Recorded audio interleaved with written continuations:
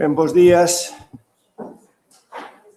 Doulles as benvidas en nome do Consello da Cultura a esta xornada sobre dereitos de autor, lei aplicable e percepción social que forma parte dunha liña prioritaria do Consello de poñer sobre a mesa cuestións básicas referidas a todo o que é a comunicación e a cultura na sociedade rede, cando, como saben, xa imos cara a 50 anos de Internet, se entendemos o punto de partida nese momento no 68, cando se produce esa primeira comunicación entre os ordenadores ou a creación da ARPANET, imos casi cara a 30 anos da aparición da web, que como do seu deseño, ainda que se presentou no 93, xa no 8 realmente deseñou o proxecto da web. Cando todo o que está acontecendo ten unha serie de consecuencias, hai unha sobrecarga de información, unha sobreabundancia de información, dificultade para seleccionar esa información e problemas de dereitos de autoría nun escenario completamente distinto.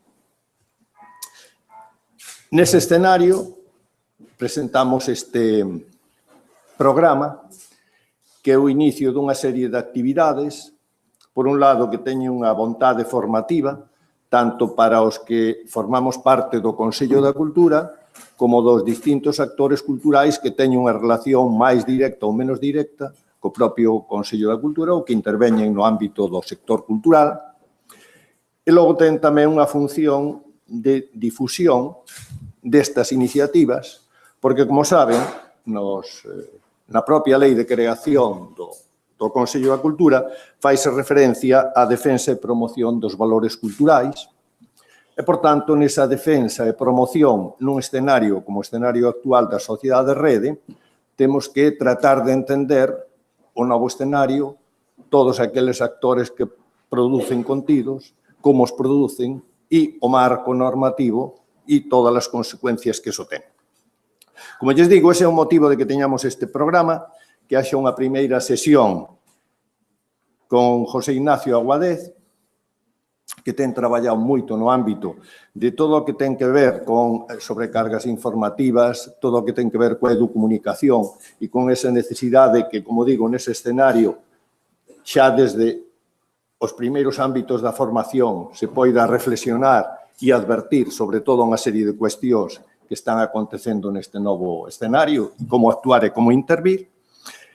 Que logo teñamos con nós a Javier Díaz Noci, que ten a súa formación, a parte de xornalismo, tamén de dereito, que ten traballado no ámbito dos dereitos de autor, sobre todo nesas cuestións que teñen moito que ver coa cultura, coa comunicación e a cultura, e que rematemos a sesión ás 12:45 con Raquel Xalabardet, que, como saben, é experta no dereito á propiedade intelectual e, por tanto, marcar un pouco ese ámbito que está establecido e o que nos temos que ater para poder actuar e para poder intervir. Eu, en nome do Consello da Cultura Galega, agradezolles moito a súa presenza aquí, esperamos que esta xornada lle resulte útil e, sin máis, inauguramos esta xornada e doulle paso xa a miña compañeira Berta García para que presente a José Ignacio. Moitas gracias por estar.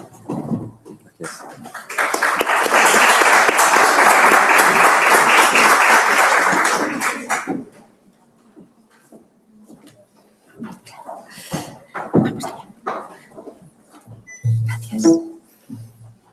Bueno, bo día a todos os presentes, a todos e a todas. Gracias por estar aquí esta mañá connosco e teño a honra de presentar ao catedrático da Universidade de Huelva, José Ignacio Aguadez, que é un dos principais expertos en educomunicación ou alfabetización mediática no momento actual. Como poden observar na documentación que se desentregou, creo que non chegaría toda a xornada para falar do seu currículum, co cal vou a intentar facer un breve resumo. Académicamente, doutor en psicopedagogía, mestre, licenciado en Ciencias da Educación e licenciado en Filoloxía Hispánica. Profesionalmente, é presidente fundador dende 1989 do Grupo Comunicar, o colectivo veterano en España en alfabetización mediática e editor xefe de Comunicar, que é a revista científica referencia que se distribúe internacionalmente en edición cuadrilingüe. E, ademais, editor anexo, conselleiro e asesor científico de múltiples revistas nacionais e internacionais. Na actualidade, exerce como director do Grupo de Investigación Ágora, do Plan Andaluz de Investigación, onde dirixiu co seu equipo numerosos proxectos de investigación, tanto do Plan Nacional do Ministerio como do ámbito europeo, así como tamén algún proxecto latinoamericano.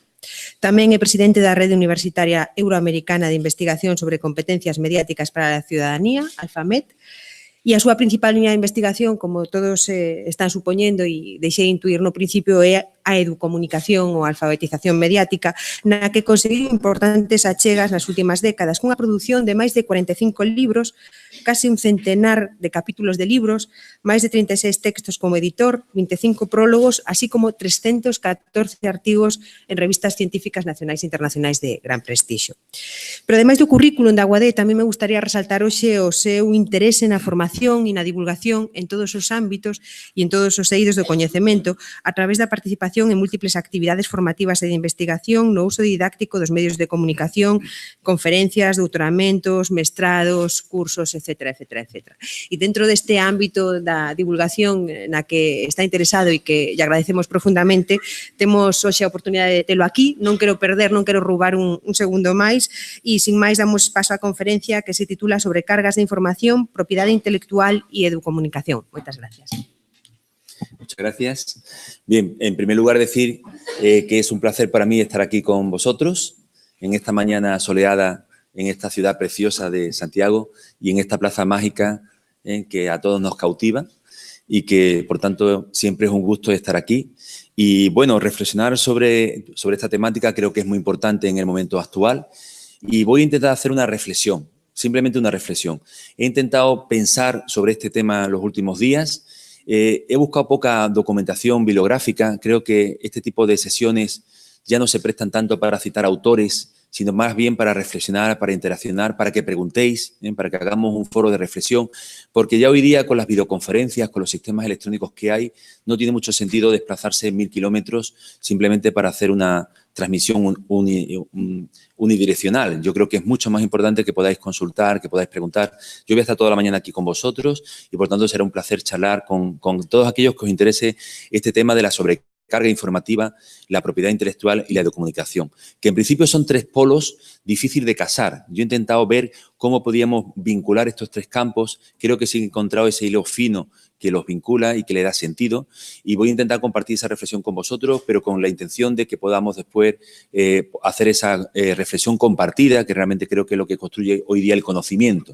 Porque, entre otras cosas, la sociedad nos está demostrando que el conocimiento no es estático, que es muy voluble, que es muy variable y que vivimos inmersos en un escenario cuando menos convulso. Y dentro de ese contexto es donde voy a marcar mi reflexión, que va a partir pues, de una serie de principios importantes. Quiero empezar con un pequeño vídeo que nos va a provocar un poco de humor, pero también una reflexión profunda sobre la sociedad que estamos construyendo, la que estamos viviendo y la que estamos compartiendo pues, también con los adolescentes, los jóvenes, los niños y las personas mayores que nos acompañan.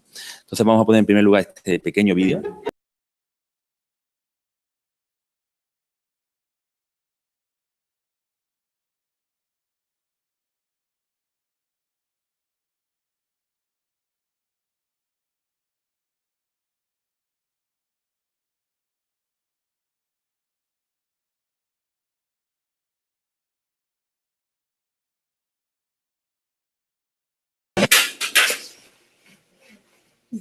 Really?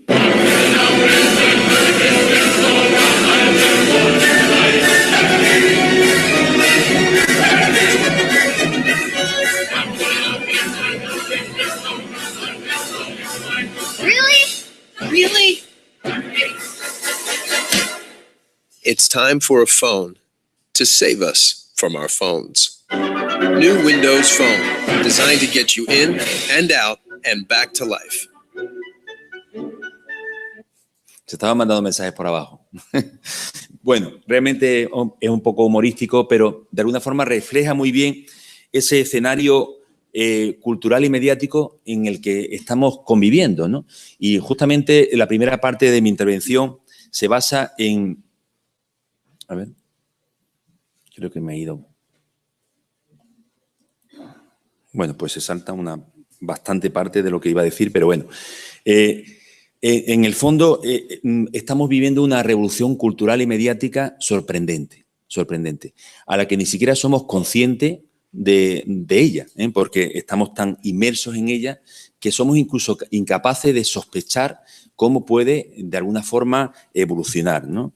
Yo no quiero ser agorero ni futurista, porque de alguna forma también es una profesión baldía y con poco futuro en esta sociedad, pero sin duda estamos en un cambio de ciclo histórico importantísimo, que quizá se pueda fechar en el comienzo del nuevo milenio y que, como decía, es difícil de sospechar sus consecuencias futuras, porque nadie es capaz de adivinar qué puede pasar en los próximos años. Es verdad que tenemos tendencias más o menos marcadas que nos permiten saber que ese homo videns que hablaba Sartori ya a finales del milenio pasado está casi superado, porque Sartori ya decía que vamos hacia una sociedad con más desinformación y menos información.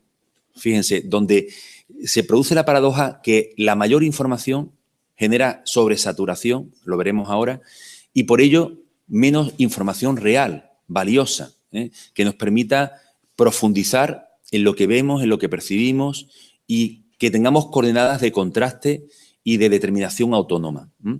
Él mismo incluso dice que la imagen miente. Bueno, eso todo el mundo lo sabemos, la imagen y la palabra también. Es decir, toda construcción social en el fondo es una gran mentira, porque finalmente se parte siempre de premisas personales, y la verdad realmente no existe, sino es más allá que una verdad compartida. Él también habla, quizás de una forma muy agorera y que no comparto 100%, porque yo no pienso en el futuro como algo peor, sino que creo que hay muchos valores en la sociedad actual que tenemos que retomar, que tenemos que absorber para construir una mejor sociedad, y eso es posible, No, realmente las tecnologías, es decir, ser tecnófobo hoy día no lleva a ningún sitio, más allá de encerrarse en un callejón sin salida, por decirlo de alguna forma, ¿no?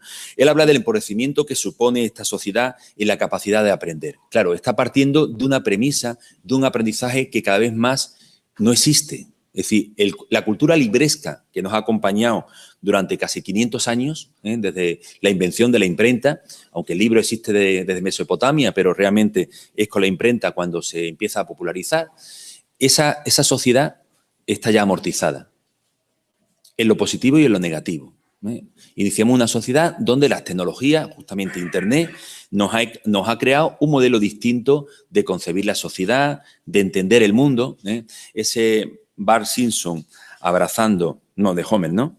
Homer Simpson abrazando el televisor es una muestra palpable de nuestra sociedad, donde el estilo de vida americano, implantado de alguna forma como modelo de referencia a nivel mundial, pues se basa en que la tele es un miembro más de la familia y, por tanto, mantenemos relaciones no lógicas ni formativas, sino afectivas. Y esto es muy importante para entender la sociedad contemporánea y el papel de los medios de comunicación en esta fase de sobresaturación informativa, donde los medios se meten en la sala y se escuchan los sonidos, y estamos conectados por WhatsApp constantemente. Recordad que a principios del siglo, cuando alguien iba por la calle hablando por el móvil, se consideraba que era una persona maleducada. Hoy ya ni siquiera los curas consiguen que en el momento de la consagración los móviles no suenen. O sea, hemos pasado de extremos realmente distintos, es decir, ya muchos profesores permiten... hay una doctoranda mía boliviana que me escribí indignada el otro día porque Evo Morales ha prohibido a todos los maestros, con un decreto presidencial, que los móviles entren en las escuelas, no en las aulas, en las escuelas, como una forma, de tecnofobia, de miedo a lo que supone el móvil. Claro, es parte de una desinformación de las posibilidades que el móvil puede tener para el campo educativo, ¿no? En todo caso, yo creo que este Homo videns está dando paso a un Homo digitalis, es decir, entendido como que hemos superado la fase de lo sonoro, que empezó con la radio. La radio fue en su momento una revolución importantísima a principios del siglo XX, como después lo fue la televisión, o antes lo había sido el cine, y después fue la informática, y después fue la telemática.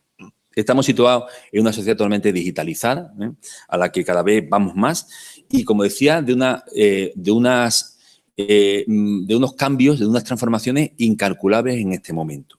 Pero sí está claro que responden a estructuras complejas, aunque los seres humanos intentemos simplificar las cosas, ¿no?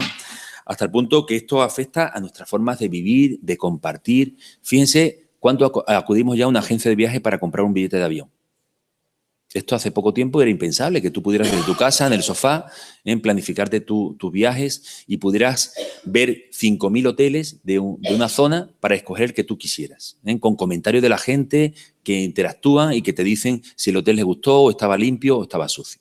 Todo esto, hasta hace poco tiempo, era prácticamente imposible de concebir o estar geolocalizados. Es decir, todo el que tiene el móvil sabe que ya Google lo tiene localizado donde está en cada momento. Aunque tú tengas desactivado esa opción, pero la empresa no lo tiene desactivado. Con lo cual, bueno, todo esto es casi como ciencia ficción si nos fuéramos 3 décadas más atrás. Fíjense que el smartphone empieza en España en 2011. En 7 años, su nivel de penetración es 100%. 100%. Y, por tanto, el smartphone se ha convertido ya en un elemento que, de alguna forma, condiciona toda nuestra vida, toda nuestra forma de ser. Hemos visto escenas jocosas, pero algunas reales. La gente se caen y se mueren de un precipicio porque estaban consultando el móvil y no se dieron cuenta que había un precipicio. Eso ha pasado en este país. Y como eso, infinitas decenas que nos han pasado.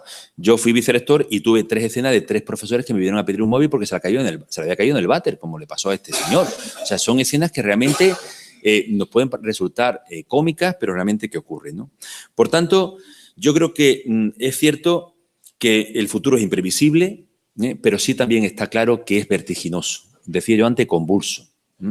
Y por tanto, que nos está cambiando nuestra vida social, nuestra vida económica, nuestra vida política. Fíjense los acontecimientos de las elecciones que han ocurrido en los últimos 2 años, 3 años en el mundo. ¿Quién podía pensar que iba a haber un presidente norteamericano avalado por los rusos? Eso era prácticamente impensable porque era como la noche y el día. O que un país de la Unión Europea, próspero como Reino Unido, con una gran división social, optara por la salida de la Unión Europea. Eran cosas, o que en países tan civilizados, tan intelectualmente maduros como Holanda o Austria, gane la extrema derecha, no la derecha, sino la extrema derecha, con un mensaje xenófobo puro, simplista, de preservación de la raza, en una Europa que se ha construido desde la Segunda Guerra Mundial basado en la pluralidad, en la superación de aquellos grandes males endémicos que nos llevaron a las 2 grandes guerras del siglo XX. Fíjese que al final el ser humano es bastante cíclico y vuelve a sus mismos pecados, pero en todo caso, fíjense que este mundo es tan convulso que parece que hasta lo telúrico, la naturaleza nos acompaña. Cada vez parece que hay más ciclones, cada vez más descielos, o más sequías que se acompañan al momento con grandes lluvias. Es decir, también es verdad que todo esto está magnificado por los medios y siempre ha existido movimientos telúricos fuertes, pero parece como ahora que se hubieran acentuado. Es decir, vivimos una vida convulsa en todos los órdenes, en la economía, que de golpe la bolsa neoyorquina se hunde, o en la política, o en la sociedad, o en la vida familiar. En la vida familiar, donde la inestabilidad cada vez parece que es la tónica predominante, ¿no?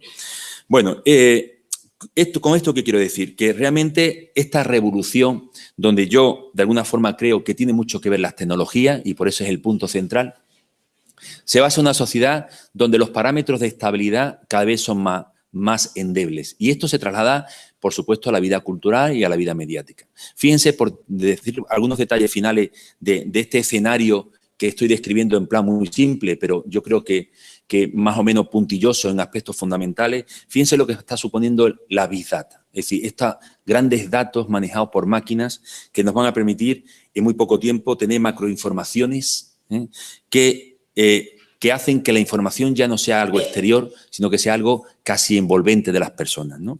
Fíjense las casas inteligentes o la ropa inteligente, que ya viene, que te vas a comprar un pullover que te va a marcar la temperatura y se va a graduar. Y se va a graduar en función de lo que tú necesites o hayas programado. O la domótica en las casas, con ventanas que se abren y se cierran en función de la luz, o que se planifican todo tipo de instrumentos electrónicos en la propia casa a partir de sistemas inteligentes que en principio controlaremos, pero digo en principio. Porque todos hemos asistido a películas de ciencia ficción donde las máquinas se rebelan contra los seres humanos, ¿no? Bueno, eso es ficción, pero es verdad que estamos viendo que la ficción en muchos casos se convierte en pura realidad, ¿no? Coches automáticos. Yo tengo un compañero que su hijo trabaja en empresas de ataque cibernéticos. Y lo que hacen es, la empresa la contratan grandes empresas para que les ataquen, para descubrir sus puntos débiles. Por ejemplo, un banco, y ellos van a atacar al banco para ver por dónde pueden entrar y pues captar dinero o lo que sea. Entonces, fíjense que al final los que supuestamente son los piratas se convierten en gente contratada para hacer una labor de protección, finalmente, ¿no? Pero esto era impensable hasta hace poco tiempo, ¿no? Fíjense lo que ha pasado con la fake news, que ahora están tan famosas y tan mediáticas en los medios de comunicación, ¿no? Cómo se pueden hacer ataques masivos para crear información confusa y crear estados de opinión que marcan elecciones, marcan formas de opinar, de compartir, y que a veces están basados simplemente en estrategias masificadas, planificadas, desde puntos lejanos como pueden ser Siberia, donde hay grandes centros de generación de información. Bien, ciencia ficción que hoy se convierte casi en realidad y que, de alguna forma, en el diario se nos refleja perfectamente en el smartphone que tenemos en el cuerpo, y que nos acompaña y que difícilmente habrá alguien en la sala que no sea capaz, durante la hora de esta intervención, de consultarlo, chequearlo 3 veces, porque tenemos que ver el último WhatsApp, a ver si llegó hace un minuto, y tenemos que consultar la noticia de última hora y tenemos que consultar el Facebook para ver si alguien nos ha escrito o tengo que escribir. O sea, realmente eso se ha convertido en una dependencia que supera con creces a la que teníamos a cualquier otro medio de comunicación anterior, incluida la televisión. No olviden que hasta hace poco tiempo dedicábamos 4 horas los españoles a ver la televisión a diario. Y hoy no es que no se consuma televisión, se consume de otra forma, pero finalmente lo que es todo el tema audiovisual, mediático, nos sigue acompañando de una forma sorprendente, ¿no? Por tanto, yo creo que al final la palabra clave, mágica, que puede concentrar todo esto, podría ser la palabra Internet, porque sin duda los smartphones no existen sin Internet y esa ciberconexión, esa capacidad de conectarnos online de forma inmediata es lo que ha permitido que el ser humano supere algo que siempre ha sido una esclavitud para él, las coordenadas de espacio y tiempo. De espacio y de tiempo. Podemos estar conectados con gente que está en Australia en este momento, y mantener una conversación con ellos con normalidad. Eso hasta hace muy poco tiempo era totalmente inviable porque no teníamos recursos para ello. Y también el concepto del tiempo, porque finalmente los medios congelan el tiempo de una forma sorpresiva y casi mágica. Al final estamos asistiendo a una revolución cultural y una revolución mediática de insospechadas dimensiones, decía yo. Tanto que somos incapaces, porque estamos sumergidas en ella, de tener perspectiva para saber y pensar cómo va a ser nuestra vida en pocos años. De cualquier manera, yo me gustaría centrar que el escenario cultural, y esto es lo que más nos atañe a los que estamos presentes aquí, porque somos al final responsables culturales en nuestros espacios de trabajo, está cambiando radicalmente. Y lo voy a centrar en 3 elementos que vamos a ver perfectamente cómo ese escenario se está transformando de una forma radical, acelerada y casi precipitada. Fíjense que ese escenario cultural, que se mueve en muchos espacios, yo lo voy a centrar en 3 grandes objetos culturales que todos tenemos perfectamente identificados y que en estos 15 años que han pasado del principio del siglo hasta ahora, realmente se han revolucionado. No han desaparecido, pero sí se han retransformado. Uno de ellos, por supuesto, es el cine. Fíjense el concepto de proyección de sala que teníamos. Es verdad que vamos al cine, pero nada que ver cómo íbamos antes al cine. El concepto de salas, el concepto de oscuridad, de gran pantalla, de silencio, de el cine como un objeto comprado y premeditado, un acto intencionado de ir al cine. Bueno, lo seguimos manteniendo fundamentalmente en las grandes ciudades, pero ¿cuántas salas de cine se han perdido en este país o en todos los países del mundo?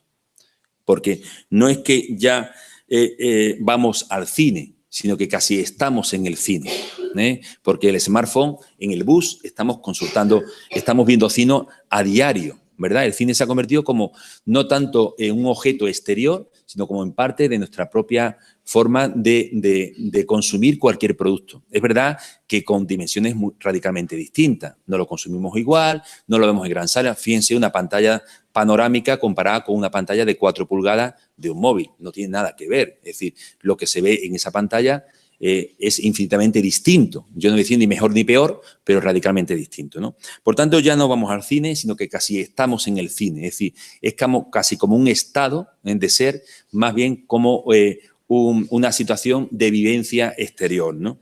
Fíjense, otro escenario importante, la música. La música. A muchos de los que estamos en la sala nos suena el LP, el single, como algo que era natural en nuestras vidas. Ha salido un nuevo single o ha salido un nuevo LP. Es decir, el cine, la música como un objeto traducido en una materia que se compraba, que había que ir a una tienda de música. ¿Cuántas tiendas de LP nos quedan? Quitando las 4 retros que se han mantenido, eso se ha convertido ya en un espacio de archivo histórico y casi paleontológico, ¿no? Porque ya no hay espacios para comprar música. Fíjense que del LP y el single, que no eran copiables, os lo recuerdo, pasamos al cassette, que perdió muchísima calidad, pero fue lo primero que empezamos a copiar. Ya que empezamos el concepto de copia, de derechos de autor, y cómo este mundo se ha transformado radicalmente.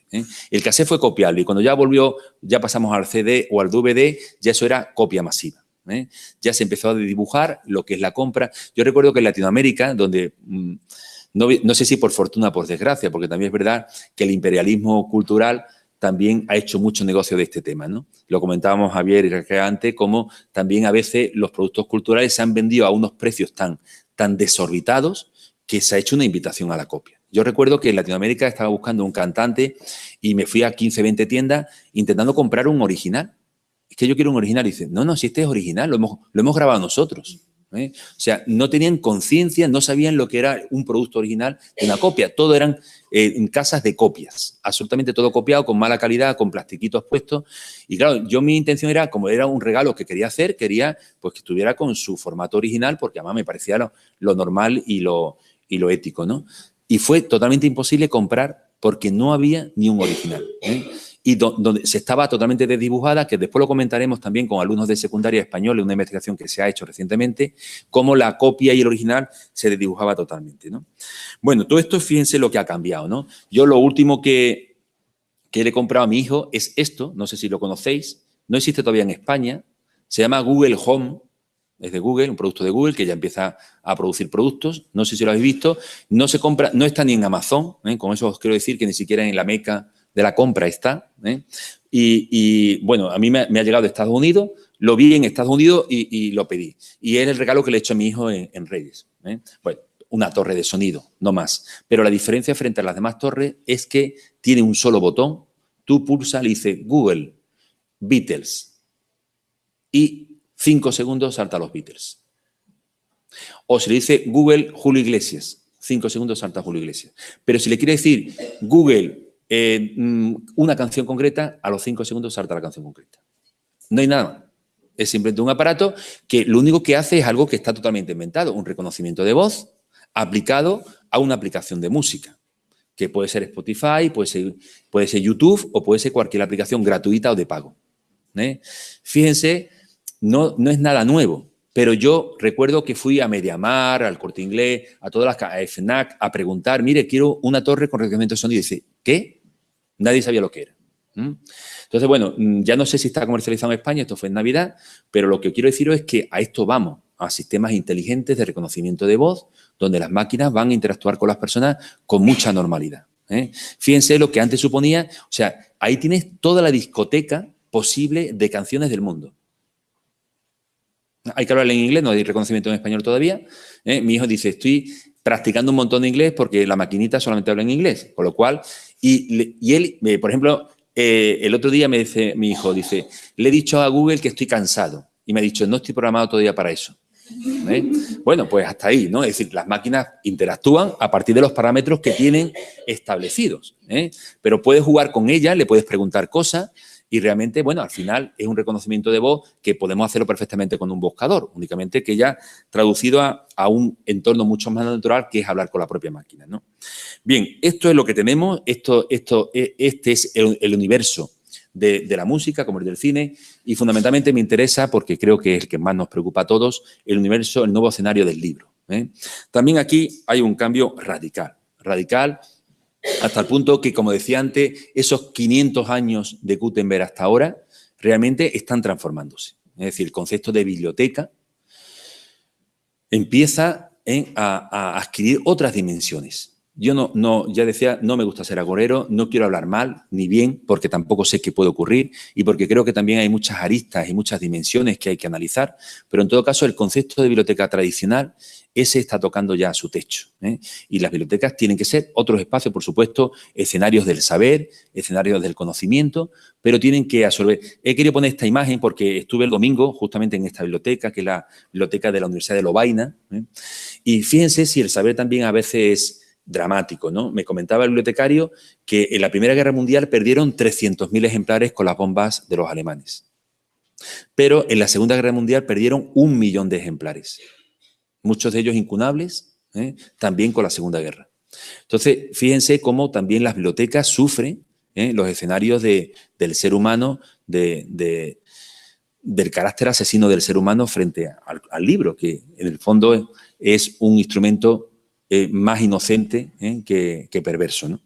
En todo caso, fíjense cómo este centro sagrado, después de 5 siglos, está tocando fondo, y estamos volviendo. Después estuve el domingo por la mañana en Lovaina y por la tarde estuve en Bruselas en una biblioteca que se llamaba Leer y Comer.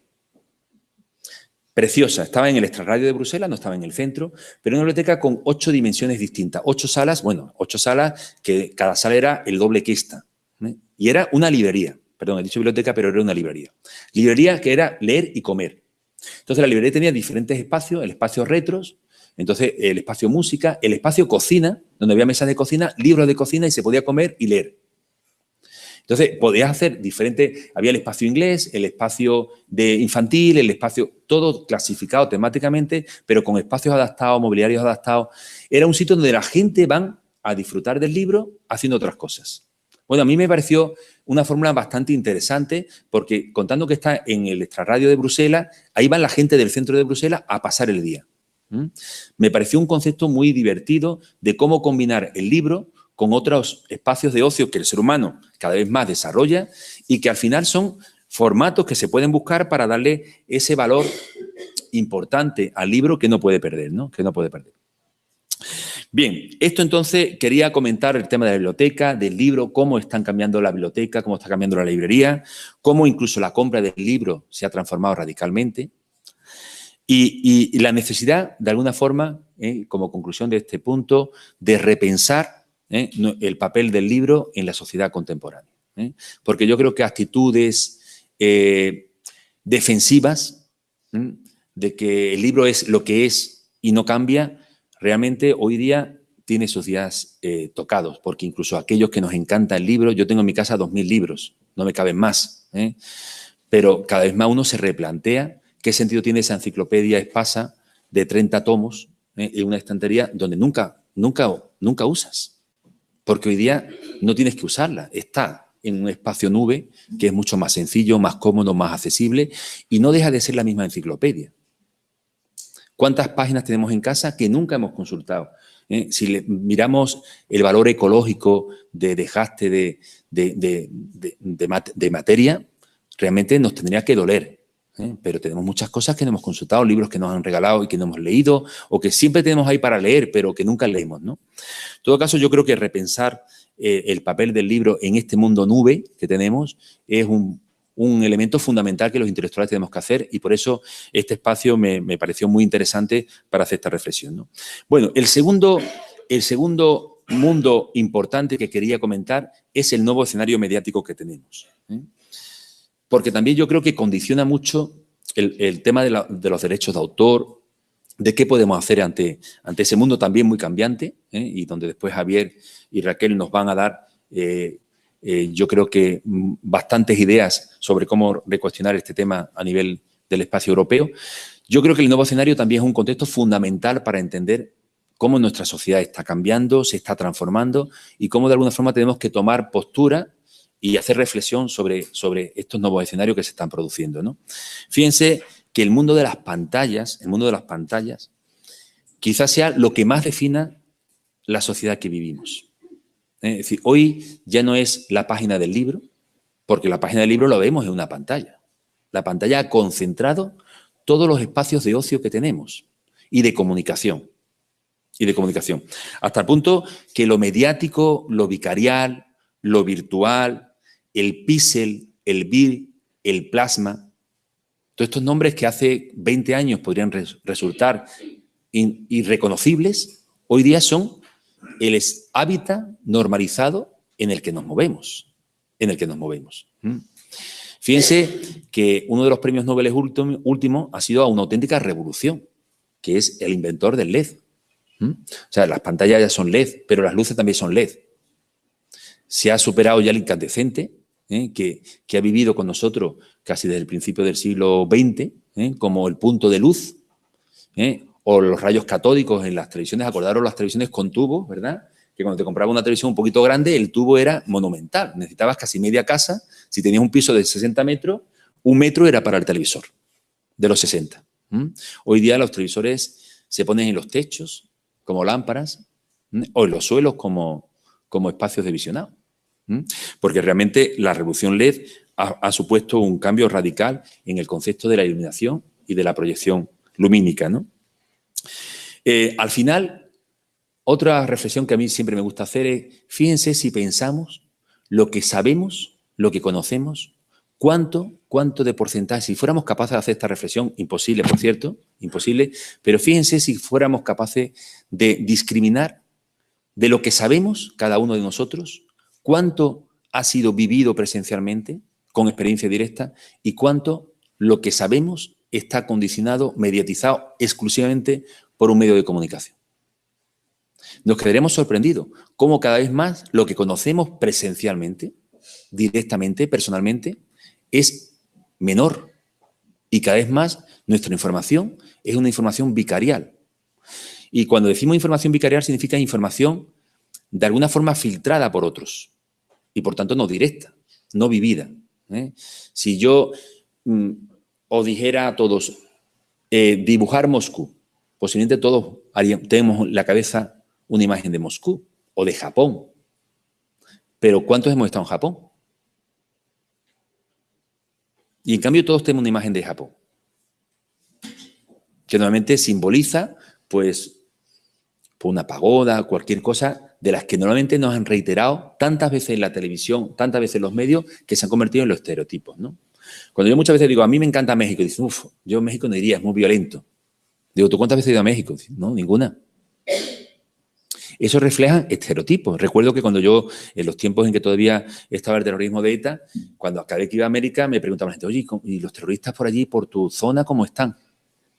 Pensando que los terroristas estaban todos los días paseando por la calle. O sea, fíjense cómo a veces los medios simplifican, etiquetan, encorsetan y crean clichés que quedan en el acervo mental de la gente. Y por esos clichés se generan los motores de búsqueda y de procesamiento de información. Esto es muy grave en una sociedad como la nuestra, donde la sobresaturación informativa es tan elevada. Porque finalmente, lo que decía al principio, es la gran paradoja de una sociedad que es de la información, pero que para nada es del conocimiento. Yo creo que efectivamente tenemos más información que nunca, pero ¿realmente podemos decir que nuestro conocimiento es más profundo que nunca? Posiblemente no. Es verdad que cualquier chaval adolescente de hoy tiene 100 veces más información que tuvieron sus padres. 100 veces más de información. Pero posiblemente no podamos decir que sus conocimientos complejos son mucho mayores, ¿no? Bien, fíjense, este tema daría para mucho. Simplemente comentaros que toda esta sobrecarga, este nuevo escenario mediático, esta sobrecarga informativa, está generada porque los sistemas de acceso, los soportes de visibilidad, los contextos de visionado, los sistemas de pago, de concesión de derechos, están cambiando radicalmente. Todo esto requeriría una reflexión. El sistema de acceso al libro pues ha cambiado radicalmente. Es decir, pensar que el libro ya es un soporte papel y se va a una librería a comprarla, eso ya hoy día está muy en cuestión. El número de librerías que en España han desaparecido en los últimos años es sorprendente. Y no hay atisbo de que eso se vaya a parar. Finalmente las librerías se van a convertir en un espacio sagrado, pero minoritario. El tema de los soportes, de la visibilidad tan importante, ¿no? De los contextos de visionado, es decir, ya no consumimos los productos culturales en los mismos espacios. Hoy día en un parada de autobús podemos estar consultando cualquier documento pensable, ¿no? Bien, esto es el escenario mediático que está transformando, porque Internet finalmente ha hecho una reconstrucción de nuestros productos culturales y ha transformado los procesos de creación, de difusión, de acceso y también de los contenidos comunicativos, narrativos, de expresión y culturales. Yo creo que esto requiere mucha reflexión todavía, está mucho por hacer. Finalmente, los medios al final de todo, los medios suponen las pantallas, los medios se concentran y se convergen en las pantallas y estos se han convertido en nuestro hábitat cotidiano. Es más, podemos decir que somos, decía antes, si algo nos definirá en el futuro, seremos la generación multipantallas. O incluso, si queréis más simple contra letra, la generación LED. Porque no hay nada que nos defina más quién es capaz de pasar un día sin consultar una pantalla. Sea el portátil, sea la tableta o sea especialmente el smartphone, que sabéis que para muchos se ha convertido el único instrumento de conocimiento y de información, ¿no? Bien, dicho esto, hay que tener presente que todo esto se produce en un escenario muy complejo, culturalmente, porque es verdad que esta ciberconexión mundial que se está produciendo no ha supuesto una superación de los espacios culturales, ¿no? Y decía antes que que finalmente la información que procede de los medios es una realidad vicarial, indirecta, que finalmente lo que transmite es una construcción de la realidad y nunca la realidad misma. Podríamos decir que los medios transmiten espejos rotos y, en muchos casos, sometidos a intereses comerciales, muchas veces, ideológicos, culturales, que normalmente vienen impuestos por los países potentes. Fíjense cuántas películas de cine africano tenemos posibilidad de ver en Santiago. Es verdad que hay poco cine africano, pero ¿y de Europa del Este o de Rusia? O incluso del mundo asiático. Porque al final esta realidad construida sí tiene también direcciones muy marcadas. Al final, un elemento fundamental que nos tiene que hacer que pensar es que todo esto es un cruce de culturas y que esta revolución tecnológica está mezclada y compartida con un contraste de culturas y valores a veces antagónicos. Fíjese, esta imagen es una imagen captada en una calle de Bagdad. 2 señores y un señor hablando y detrás una publicidad. Fíjense el choque cultural que puede suponer para una cultura, religión, donde la mujer tiene que estar tapada, a que haya una publicidad con una chica provocativa vendiendo perfumes o bikinis o lo que sea. Y esto es de hace unos años, pero está captada de un escenario. O este mismo. Fíjense, el burka con la parábola. ¿Qué tiene que ver el burka con la parábola? Son casi un mundo medieval con un mundo donde la parábola supone la integración cultural del mundo en sí, de alguna forma con la predominancia del mundo occidental, porque es el que genera contenidos.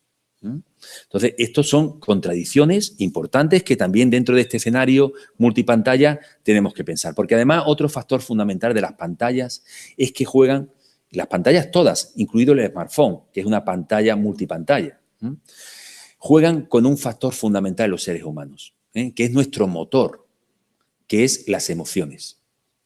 Las emociones es el elemento clave que explica el éxito de todo el mundo mediático en la sociedad contemporánea. Fíjense qué lógica tiene ver una telenovela o ver un programa de televisión basura. Ninguno más allá de las motivaciones pasionales que generan los seres humanos, porque todos al final tenemos proyecciones, tenemos deseos que a veces no podemos cumplir en la realidad, pero que nuestro ego se satisface con la virtualidad. Entonces, en todo caso, el tema de las emociones es un factor clave explicativo. Otra palabra clave podría ser la cultura del espectáculo. De hecho, hay varios libros sobre esta temática que lo reflejan muy bien, para explicar el éxito de todo lo que supone el mundo multipantalla, que ha supuesto la revolución cultural a la que hoy estamos asistiendo, y donde el libro se encuentra como un objeto en cuestión porque los entornos están cambiando de forma radical, ¿no?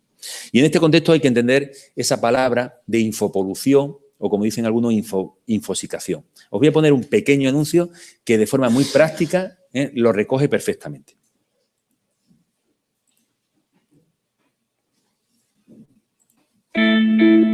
Infoxicación. Estamos intoxicados de información. Antes tenías 5 amigos. Hoy tienes 500. La sal era blanca. Hoy es de colores y de sabores. Si tenías sed, bebías agua. Ahora puedes catar 100 aguas diferentes. ¿No te gusta tu nariz? Perfecto, elige otra. El color azul era azul, no cobalto, lavanda, lapislázuli o marisma. Ya no te casas para toda la vida, te pasas la vida casándote. ¿Un café o un trapuchino orgánico con leche de soja y sacarina glaseada? Body combat, Thai gym, spinning. ¿Hace alguien gimnasia? Infoxicación. Miles de opciones, millones de dudas. Suerte que aún hay decisiones que se toman solas.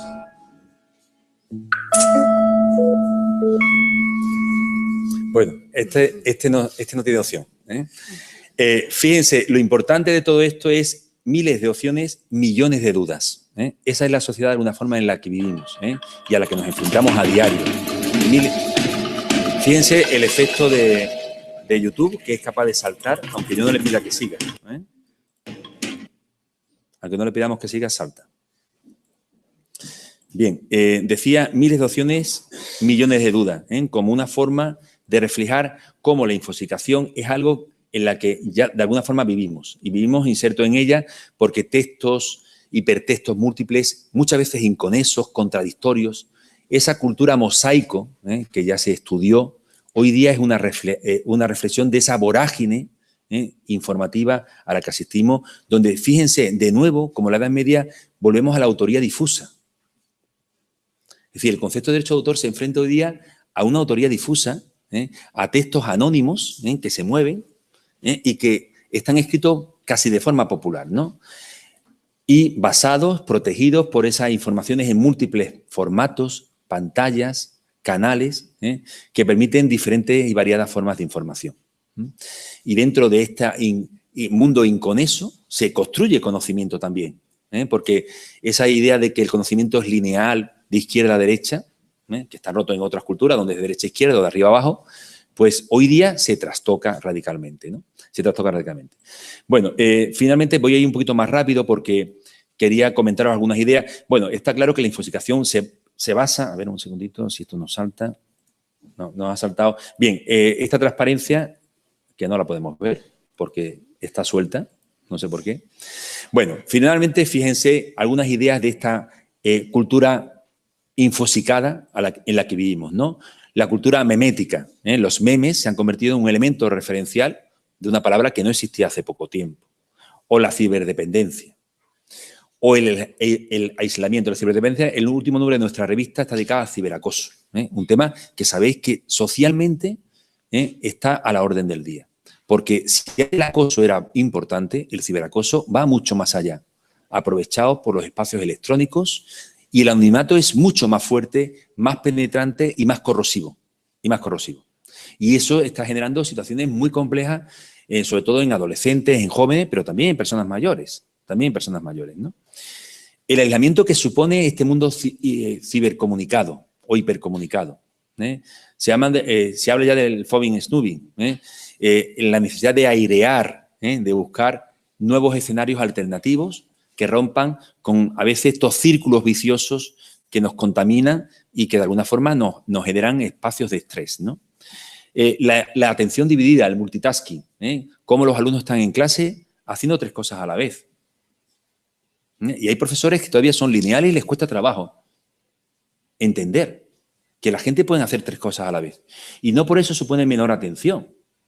sino que es un aprendizaje multitarea que se puede desarrollar perfectamente y que nuestra mente humana, igual que puede hablar varias lenguas, puede procesar simultáneamente 3 estímulos externos al mismo tiempo. Bueno, y finalmente el tema de la desinformación con todo lo que supone, ¿no?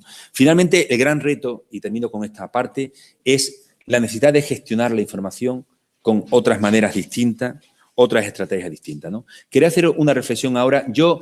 Vienen después Javier y vienen Raquel, que son expertos en derecho de autor y van a centrar mucho más esta temática. Yo quería ahora hablar un poco en mi reflexión, yo voy a hablar de mi experiencia como editor de una revista científica, que no es una revista divulgativa, ni es una revista cultural, lo es, pero al mismo tiempo es una revista especializada en la comunidad de investigadores de la universidad.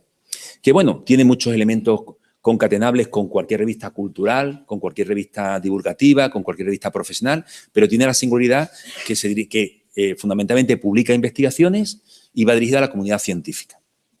Bien, pues desde ese escenario voy a comentar algunas reflexiones que me gustaría hacer y que creo que están trastocando. Por ejemplo, en el mundo científico, el libro está muy en cuestión. Y está muy en cuestión porque, entre otras cosas, los investigadores han descubierto que el libro se ha adaptado muy mal a Internet frente a las revistas científicas. Es verdad que hay revistas científicas totalmente trasnochadas, anticuadas, que no han sido capaces de visibilizar todo lo que supone el reto de Internet. Pero también es verdad que hay otras que han hecho ese papel en una triple dimensión. Primero, en la mejora de su gestión editorial acompasada a los nuevos retos que supone Internet. Eso es muy importante, en sus aplicativos, en sus formas de visibilidad. Segundo, las formas de visibilidad. Es decir, para una revista lo importante no es publicar. Lo importante es que lo que se publica se lea y fundamentalmente se cite. O sea, todo aquello porque parte de una premisa lógica muy simple. Si se publican buenas investigaciones, los investigadores leerán esas investigaciones y citarán esas investigaciones en sus futuros trabajos. De manera que las revistas científicas de alto nivel se miden por el número de citas que reciben de otras revistas del mismo nivel. En un círculo, donde, pues igual que en un partido, en un equipo, una clasificación de equipos de fútbol, se mide por el número de goles que metes. Las citas serían como los goles. Cuanto más citas tenga, mayor impacto se considera que tiene esa revista y, por tanto, mayor prestigio consigue la cabecera en el entorno con las que compite. Y además las revistas en estas líneas están muy clasificadas, es decir, están sometidas a indexaciones, como así se llama, por diferentes organismos internacionales. De manera que hay como una red de revistas importantes a nivel mundial, donde hay investigadores que, bueno, pues esa cultura del contraataque consideran que no valen, que están en el entorno comercial, que son del mundo anglosajón. Es decir, siempre hay crítica internamente que normalmente coincide con aquellos que no publican en ellas. Y eso ya lo conocemos. El que no mete gol y defensa cree que es más importante la defensa que la delantera. Pero bueno, eso es normal y también es bastante humano. En todo caso, el artículo científico se ha adaptado muy bien al mundo de Internet. ¿Por qué? Porque tiene las claves de Internet. ¿Las claves de Internet qué son? Pues sistemas visibles, fácilmente identificables, que además sean de acceso abierto. Fíjense cuántas editoriales, qué problema tenemos con las editoriales españolas a la hora de poner los libros en acceso abierto. Yo hace poco tiempo fui a México y tenía que presentar un libro de una editorial española, no voy a decir cuál. Bueno, me costó 15 días, tenía que presentar el libro, me costó 15 días que la editorial me mandara el PDF porque no me lo quería mandar de ninguna manera. Me mandaba soportes de PDF bloqueados, como sabéis, donde te dan 2 horas para verlo y se bloqueaba. Y mire usted, es que yo necesito el libro, porque si yo no tengo el libro en papel ni lo tengo en formato electrónico, ¿cómo voy a presentar el libro? Usted me lo puede mandar el último día y yo leerlo en el avión, pero yo tengo que leer el libro en el avión, porque si no leo el libro no lo puedo presentar. Bueno, pues ya sabéis, el libro desde el momento que alguien lo libera, está liberado. Y el negocio comercial de la editorial, pues se pone en cuestión. Las revistas han superado eso. Las grandes revistas ya han superado hasta el concepto del embargo. O sea, hasta hace poco tiempo, bueno, todavía sigue habiendo muchas revistas embargadas. Las revistas embargadas significan que se publican los libros, los artículos, las investigaciones en esos artículos y durante un tiempo, 1, 2 o 3 años, el autor no puede manejar el texto porque la editorial de la revista lo maneja entre bibliotecas de todo el mundo para venderlo. Y a los 2 años se desembarga y queda en abierto. Es un sistema que está incluso en cuestión. ¿Por qué? Porque las grandes revistas lo que quieren es visibilidad. Y esta es una máxima importante del día de hoy. En la revista científica se ha descubierto que lo importante no son los lectores. Es decir, el polo de interés está en el autor. El autor es el que quiere publicar. El lector, cuanto más tengamos, mejor. Es decir, ya los lectores no compran revistas, como tampoco compramos libros, porque cada vez más somos reacios a comprar libros en papel. Y hay gente romántica, utópica como yo que compra. Pero ¿cuántos compramos? Si miramos qué comprábamos hace 10 años y qué compramos hoy, veréis cómo ha descendido incluso en el público selecto intelectualmente, que somos los que estamos en la sala, nuestro nivel de compra de libros ha bajado. ¿Por qué? Porque tenemos otros soportes de lectura, porque estamos inscritos a otros portales donde podemos leer en digital y porque finalmente a mí al principio me costó mucho trabajo leer un periódico en digital, pero ¿cuánta gente compra papel periódico hoy día? Aparte de la conciencia ecológica de que el papel de periódico está consumiendo materia prima valiosa. También las tabletas, también consumimos electricidad que se paga con gas o con petróleo o con carbón, que es mucho peor.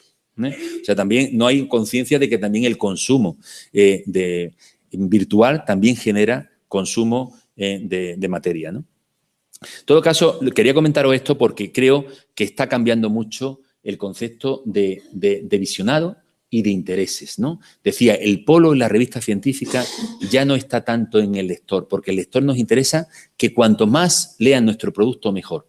Porque al final el producto de una revista científica no es tanto hacer el producto, sino que la gente lo lea y lo citen. Porque en la medida que sea muy visible y muy citable, la revista tendrá más prestigio. Yo recuerdo que cuando yo publicaba un libro antes, yo publicaba muchísimos libros y he sido autor de muchos libros, ya lo comentaba mi compañera Berta. Yo cuando publicaba, cuando iba a la imprenta, yo decía, ¿me podéis facilitar 2 o 3 ejemplares? De esos primeros que salen en la imprenta. Estaba uno casi en la máquina esperando que saliera de la coordinadora el primer ejemplar para llevártelo a tu casa. Y ya cuando tenía tu libro ya te daba como igual la tirada. Te daba como igual. Incluso las editoriales universitarias tienen los almacenes llenos de libros. Que los regalen a los alumnos. ¿Para qué quieren los libros en los almacenes? Los libros no sirven para nada en los almacenes. Si es un servicio público, lo tienen que tener los alumnos. Y si es gratis, no importa. Si la cultura también puede ser gratis, tiene que ser gratis. Siempre que esté soportada por un organismo público. Entonces, en ese sentido, yo creo que el libro acababa cuando se publicaba. En cambio, hoy día, el concepto en una revista científica, el artículo empieza cuando se publica. Empieza su vida de citaciones, de visibilidad, de lectura, de movimiento en redes sociales. Es decir, las revistas científicas potentes manejan las redes sociales científicas. Researchgate, Academia Edu, Mendeley. ¿Por qué? Porque ahí en gran parte está la posibilidad del movimiento. Bueno, quería comentaros muy brevemente, porque ya se me agota el tiempo, la revista científica que yo dirijo, se llama Comunicar. El número activo en este momento se llama Ciencia y Saber Compartidos. Acceso abierto, tecnología y educación. Fíjense, hemos estado por la importancia del acceso abierto. Nosotros, que somos una revista de una asociación no lucrativa y que no tiene ningún soporte oficial detrás, pensamos que la ciencia tiene que ser en abierto y que la ciencia embargada es una contradicción. Es verdad que está soportada por grandes empresas que tienen que tener beneficios, porque igual que nadie entiende que una empresa de coche te regala el coche para hacer coches abiertos, pues tampoco en la ciencia, es verdad, cuando hay empresas, pero también es verdad que gran parte de la ciencia se financia por fondos públicos. Y lo lógico es que su difusión también sea pública y abierta. Entonces, esto es un gran debate que hay abierto hoy día en la comunidad científica, porque efectivamente las grandes revistas esas que comentaba, que están clasificadas en los grandes internacionales, como el Journal Citation Reports, trabajan todavía con muchos embargos. Fíjense la contradicción, que solamente el autor puede acceder a su investigación cuando está publicada y toda la comunidad científica tenga que pagar 30 o 40 dólares por cada artículo en que quiera acceder. Eso, o incluso los estados, es decir, el Estado español paga millones todos los años y lo está pagando por la Universidad de Santiago, la Universidad La Pompeu Fabra, la Universidad de Huelva, por todas las universidades, para que los investigadores puedan acceder a esa revista con una tarifa plana. Pero cuesta millones de euros. Entonces, eso está en cuestión. De hecho, la Comisión Europea, en su normativa de proyectos de 2020, que es el gran marco de investigación de la Comisión Europea, ha establecido que todos los proyectos que estén financiados por la Unión Europea tienen que estar publicados en revistas de ciencia de Open Access, que así se llaman, de ciencia abierta, para evitar justamente que la ciencia que se paga con fondos públicos después finalmente esté embargada la difusión de sus resultados, porque al final es una contradicción, ¿no? Entonces, en ese sentido, nosotros trabajamos con el concepto de ciencia abierta y hemos fomentado pues, el movimiento de ciencia abierta a nivel mundial, que se concentra en las revistas que es DOAG, que son de ciencia abierta, y que es un portal administrado desde Suecia por un organismo internacional. Hemos publicado también un número que me gustaría enseñaros, por si os gustan estos temas, que yo creo que ha sido muy interesante, ha sido que se llamó Ética y plagio en la comunicación científica. Este también es otro tema muy vinculado con temas de derechos de los autores, que no solamente los derechos de autores son la propiedad intelectual, sino también el tema de la ética. Es decir, es un derecho de todo investigador debe preocuparse por publicar investigación original, novedosa, relevante, que aporte ciencia a la sociedad, porque finalmente los investigadores tenemos un fin de transmitir información y mejorar la sociedad a partir de la investigación. Este número fue muy interesante y os recomiendo, hay 2 artículos muy interesantes, uno de plagio e integridad académica en Alemania, y aquí el grupo de investigación que fomentó la detección de plagio en Alemania y que fueron capaces de hacer dimitir, porque en Alemania los ministros dimiten, en otros países ese verbo no se conjuga, Bueno, ni los presidentes tampoco dimiten. Bueno, aquí, en este país, han dimitido 3 ministros. El de Defensa, creo que la de Economía y creo que la de Educación. Y dimitieron porque este grupo que publicó esto detectaron que sus tesis 50 años antes habían sido plagiadas. Y las universidades hicieron un acto de quitar la tesis doctoral y, por tanto, tuvieron que dimitir, porque, claro, allí hay un punto de dignidad que cuando un político no es íntegro, tiene que dimitir. Bueno, pues ese artículo es muy interesante de plagio e integridad académica en Alemania, y hay otro que os recomiendo que está en un número anterior, que es una investigación hecha en Baleares, en Mallorca, donde un grupo de investigación demuestra, trabajando el plagio en secundaria, demuestra que los chavales de secundaria no saben lo que es una copia y un original. Por tanto, difícilmente se puede hablar de derechos de autor a una persona que no es capaz de diferenciar cuando existe una propiedad intelectual en un producto. Y consideran que todo lo que está en Internet, la música, el cine, los libros, los apuntes, todo es copiable. Es más, copio el trabajo final de grado de otro alumno, le pongo mi nombre y lo presento. Porque finalmente, como está en Internet, esa autoría difusa hace que todo sea compartible. Entonces, en ese sentido, creo que aquí tenemos una labor muy importante que desarrollar a nivel de comunidad educativa, de familia, porque realmente hacer que los autores sean difusos es una perversión de la cultura y de lo que es el concepto de la idea y de la propiedad de la idea. Independientemente que podamos discutir las sociedades de derechos de autor, la propiedad intelectual en un sentido estricto, todo es discutible, pero volver al modelo medieval de que todo es de todos, realmente eso no lo hacemos en las propiedades materiales, de ningún tipo, ¿no? Entonces, bueno, este número es interesante, el de ética también.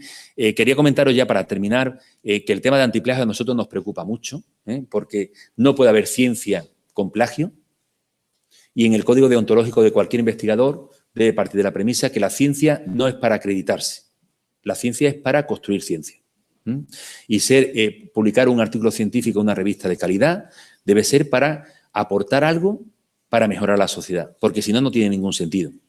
Igual que tampoco tiene sentido publicar un libro de poesía con tu nombre cuando lo publicó ante otro.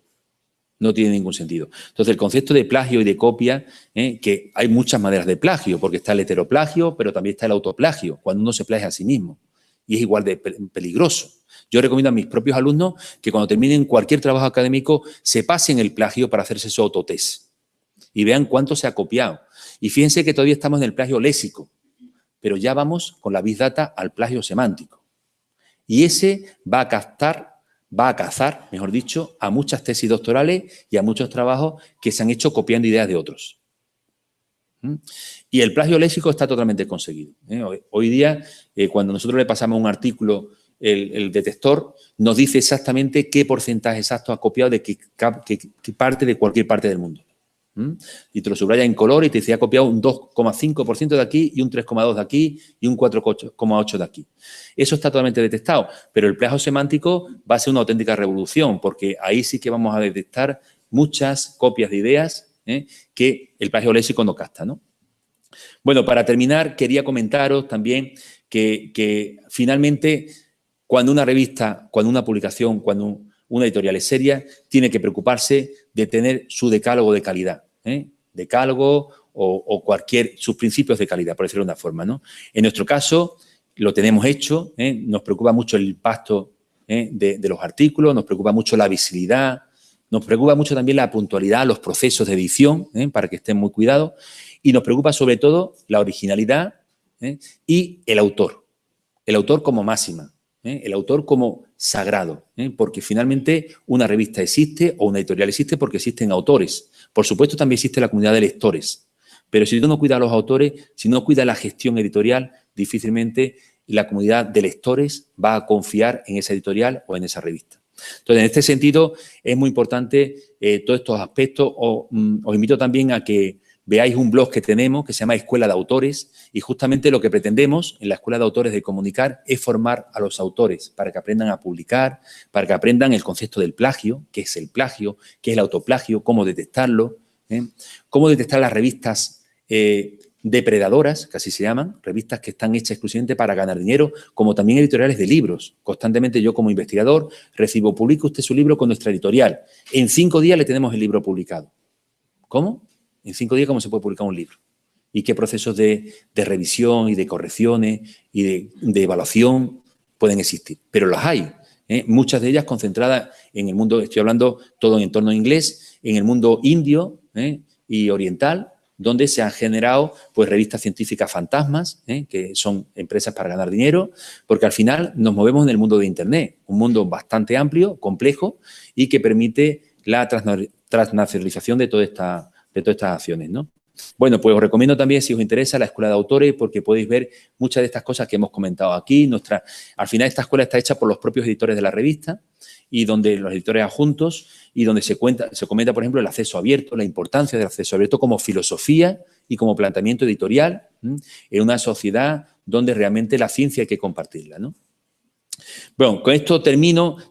Había una tercera parte que era explicar un poco cómo buscar luces en este laberinto visual y cómo, de alguna forma, desarrollar el concepto de competencias y de alfabetizaciones para formar, sobre todo, a la audiencia más joven, a los chicos, a las chicas, a los niños, porque ahí es donde hay que empezar. Es decir, la cultura arranca en esos espacios, en esas etapas.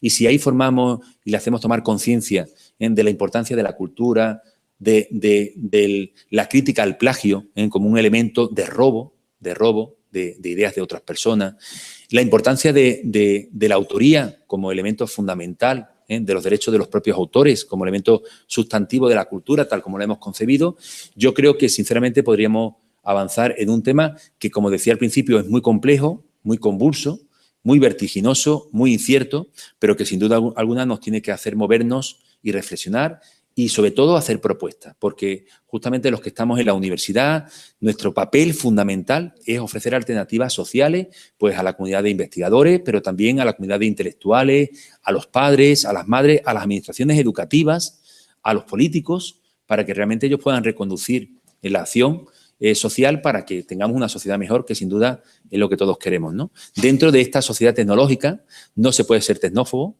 tampoco se puede ser tecnófilo, es decir, tampoco un apasionamiento desmedido a las tecnologías sea una actitud inteligente. Pero sí está claro que la actitud más interesante y a la que aspiramos todos es ser tecnócritos, tecnocríticos, de forma que podamos desarrollar esa vertiente de crítica a las tecnologías, pero para aprovechar todo su potencial y poder construir una sociedad más comunicada, pero también con mayor conocimiento, porque, fíjense, decíamos, la información no genera el conocimiento automáticamente. Eso está demostrado ya por muchas investigaciones. A veces la hiperinformación lo que genera es más confusión, más fake news y más, al final, infosicación.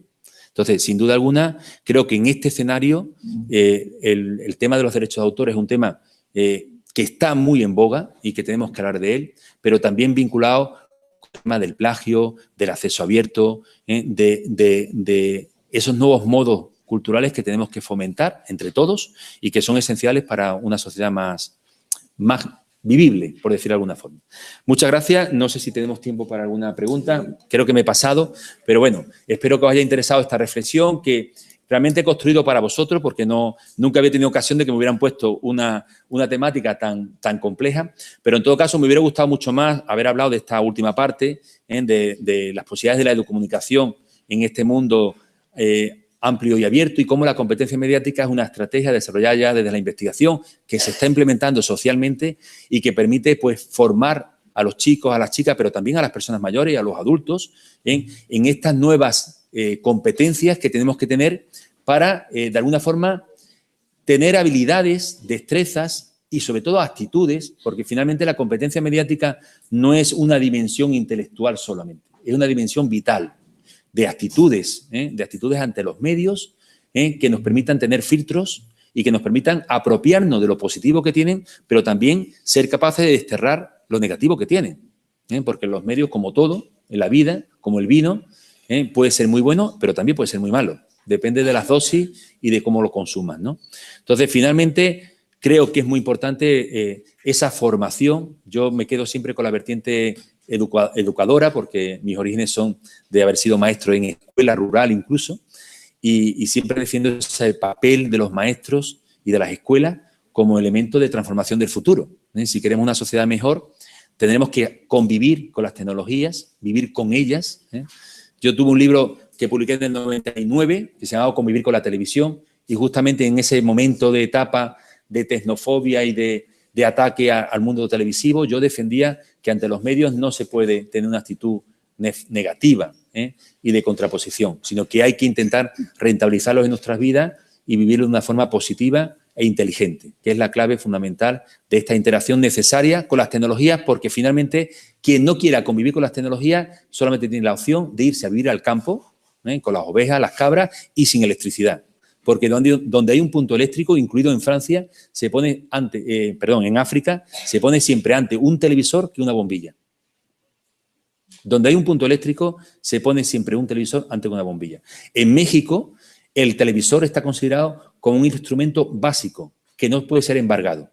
Es decir, si va un juez a embargar una casa, puede embargar muchas cosas, incluido la nevera, pero no el televisor. Y eso es por una ley mexicana que considera que el televisor es una pieza no embargable, sustantiva a la persona. Bueno, dicho esta anécdota, terminamos para deciros que espero que os animéis en esta temática porque creo que hay muchas cosas por hacer y por reflexionar. Muchas gracias. Me he pasado.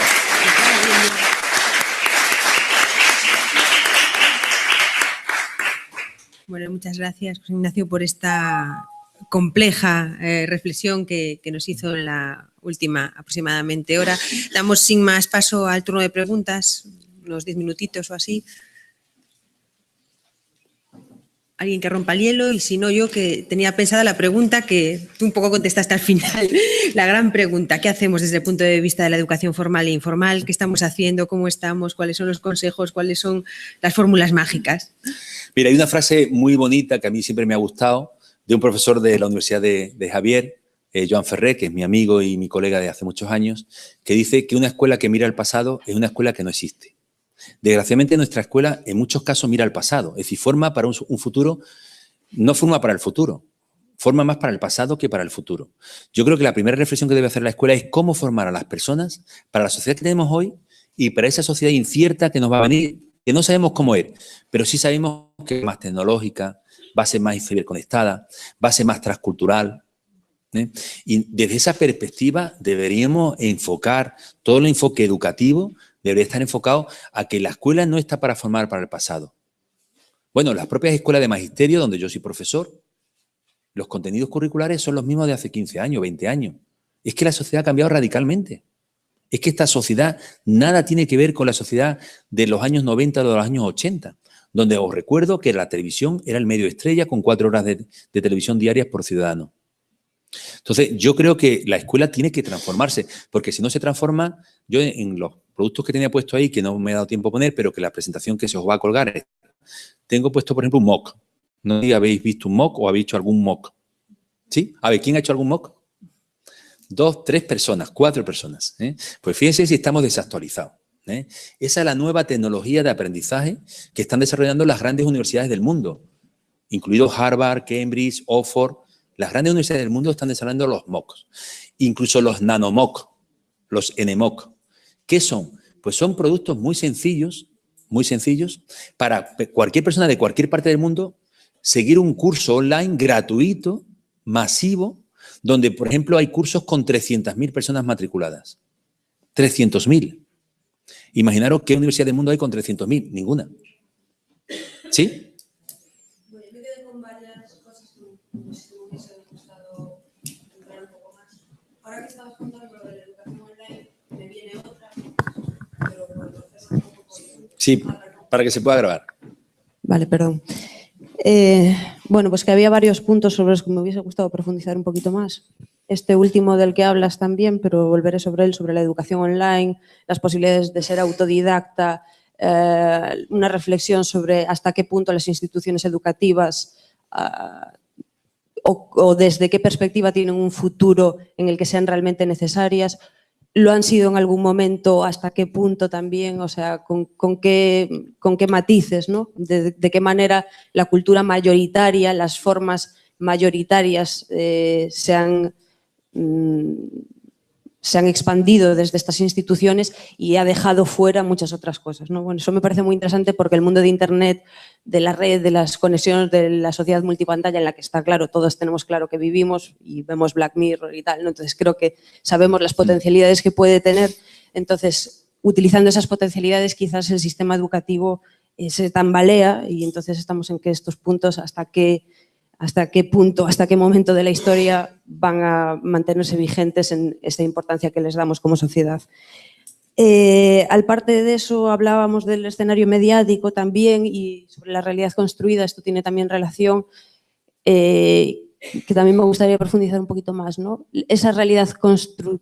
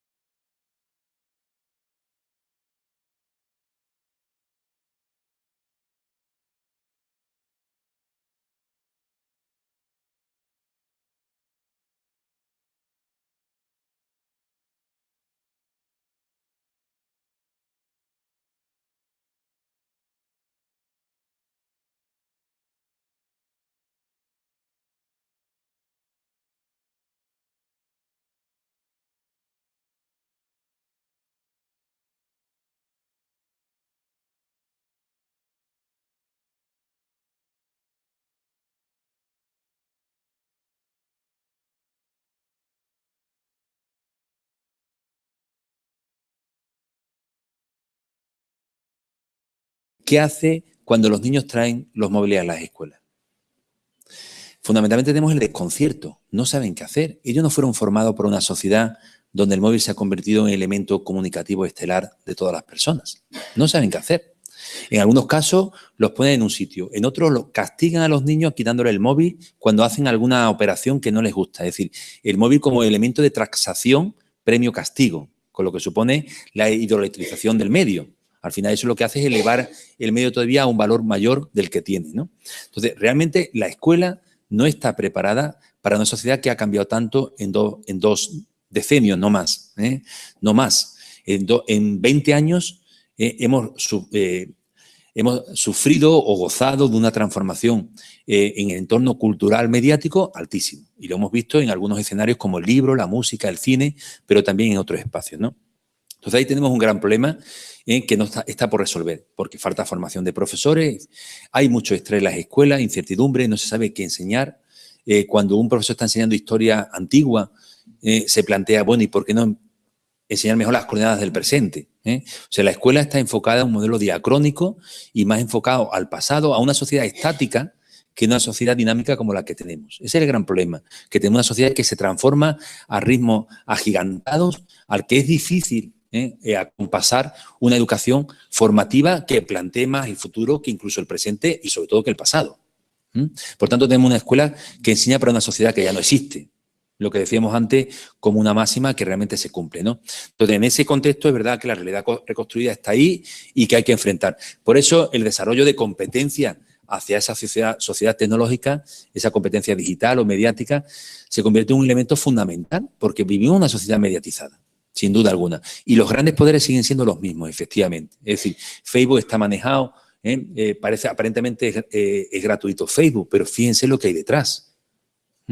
O Amazon, fíjense las grandes empresas que tienen mayor poder en el mundo, todas son tecnológicas, todas. Absolutamente todas. Algunas energéticas, pero básicamente las tecnológicas, Apple, Amazon, Facebook, son las grandes empresas que hoy mueven el mundo y que tienen todo el poderío económico, ¿no?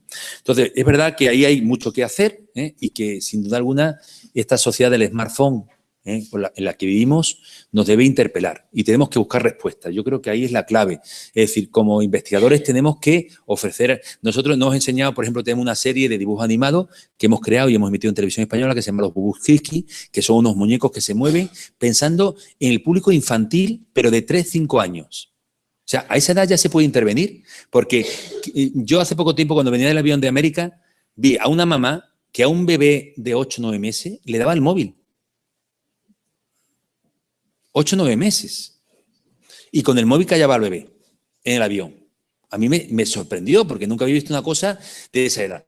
El bebé ya actuaba ante los estímulos de sonido y de la imagen, porque sabéis que la imagen es intuitiva, no es abstracta como la letra, y por tanto, y el movimiento mucho más.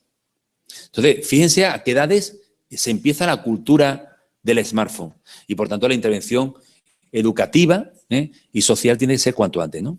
Porque al final, esa educación va a formar sobre derechos de autor, sobre propiedad intelectual, sobre el concepto cultural tan importante de nuestra sociedad y que por desgracia vemos que en esa autoría difusa de la que yo hablaba antes y que tienen los adolescentes de secundaria, según ese estudio que comentaba de Baleares, está presente en nuestra sociedad. Los chavales creen que todo lo de Internet es copiable. La música, el cine, los trabajos finales de grado, cualquier trabajo.